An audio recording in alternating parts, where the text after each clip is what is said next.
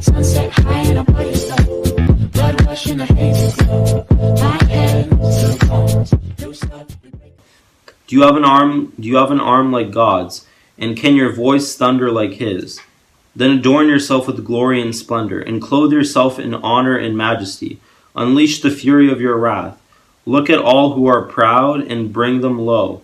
Look at all who are proud and humble them. Crush the wicked where they stand. Bury them all in the dust together. Shroud their faces in the grave. Then I myself will admit to you that your own right hand can save you. Look at Behemoth, which I made along with you, and which feeds on grass like an ox. What strength it has in its loins. What a power in the muscles of its belly. Its tail sways like a cedar. The sinews of its thighs are close knit. Its bones are tubes of bronze. Its limbs are like rods of iron. It ranks first among the works of God. Yet its maker can approach it with his sword. The hills bring it their produce, and the wild animals play nearby. Under the lotus plant it lies, hidden among the reeds in the marsh. The lotuses concealed it in their shadow. The poplars by the stream surround it. A raging river does not alarm it. It is secure, though the Jordan stood shut against its mouth. Can anyone capture it by the eyes, or trap it and pierce its nose? Chapter 41. Can you pull in Leviathan with a fish hook, or tie down its tongue with a rope? Can you put a cord through its nose, or pierce its jaw with a hook? Will it keep begging you for mercy? Will it keep to you with gentle words? Will it make agreement with you for life, with you for you to take it as your slave for life? Can you make it a pet of it like a bird, or put it on a leash for the young woman in your house? Will traders barter for it? Will they divide it up among the merchants? Can you fill its hide with harpoons, or its head with fishing spears if you lay a hand on it?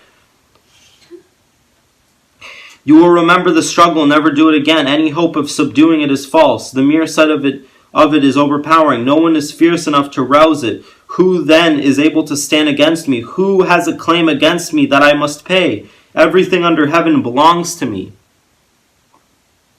I will not fall to speak of Leviathan's limbs, its strength and its graceful form. Who can strip off its outer coat? Who can penetrate its double coat of armor? Who dares open the doors of its mouth, ringed about with fearsome teeth? Its back has rows of shield, tightly sealed together. Each is so close to the next that no air can pass between. They are joined fast to one another. They cling together and cannot be parted. Its snoring throws out flashes of light. Its eyes are like the rays of dawn. Flames stream from its mouth. Sparks of fire shoot out. Smoke pours from its nostrils, as from a boiling pot over burning reeds.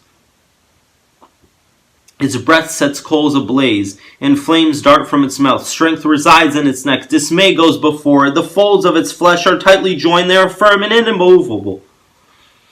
Its chest is as hard as rock, hard as a loyal millstone.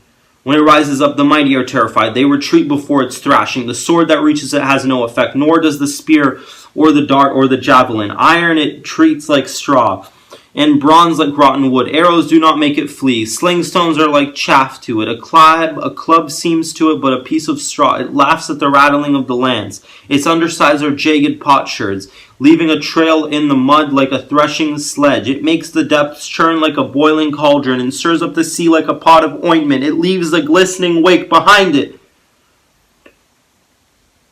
One would think the deep had white hair. Nothing on earth is its equal. A creature without fear, it looks down on all that are haughty. It is king over all that are proud. Chapter 42. Then Job replied to the Lord, I know that you can do all things. No purpose of yours can be thwarted. You asked, who is this obscures my plans without knowledge? Surely I spoke of things I did not understand, things too wonderful for me to know. You said, listen now, and I will speak. I will question you, and you shall answer me. My ears had heard of you, but now my eyes have seen you. Therefore I despise myself and repent in dust and ashes. Epilogue. After the Lord had said these things to Job, he said to the Eliphaz the Temanite, I am angry with you and your two friends because you have not spoken the truth about me, as my servant Job has. So now take 7 bulls and 7 rams to go to servant Job and sacrifice a burnt offering for yourselves.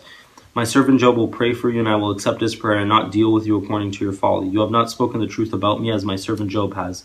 So Eliphaz the Temanite Bildad the Shuhite, Zophar the Naamathite did what the Lord told him, and the Lord accepted Job's prayer. After Job had prayed for his friends, the Lord restored his fortunes and gave him twice as much as he had before.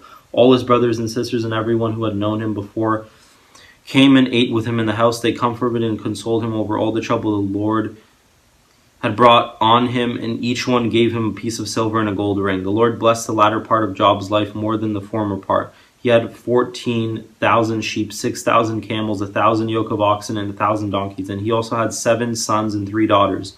The first daughter he named Jeremiah, the second Keziah, and the third Karen Hapuk. Nowhere in all the land were there found a woman as beautiful as Job's daughters, and their father granted them as an inheritance along with their brothers. After this, Job lived 140 years. He saw his children and their children to the 4th generation, and so Job died an old man and full of years. Alright guys, so that is the end of the book of Job. I hope you guys enjoy. This is going to be the beginning from the end.